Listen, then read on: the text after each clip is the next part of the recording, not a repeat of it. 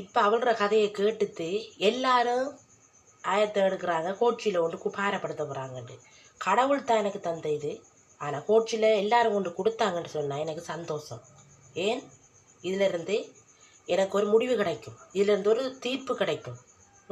நான் என்ன செஞ்சேன், நான் இந்த காசை எடுத்து நான் அதுக்கு பிறகு நான் என்ன செஞ்சேன், எவ்வளோ நடந்தது, இந்த காசை நான் வட்டி கொடுத்து ஆறால் ஏமாந்தேன் என்ற உண்மை முழுவதும் நான் சொல்லுவேன்.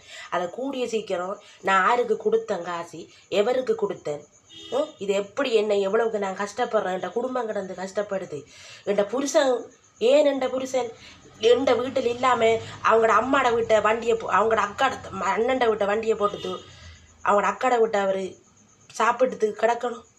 எல்லாம் என்னால் நான் செஞ்ச வேலையால்.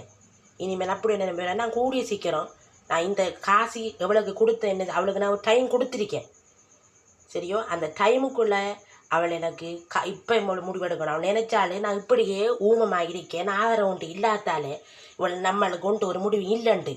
ஆனால் முடிவு நான் எடுப்பேன். இந்த காசுக்கு ஒரு முடிவு எனக்கு கூடிய சீக்கிரம் கிடைக்கும். என் காசி தாரவாடி நான் செஞ்சு வைப்பேன், தருவாள் அவள் காசி. இது உண்மையாக நடக்கும் பாருங்கள்.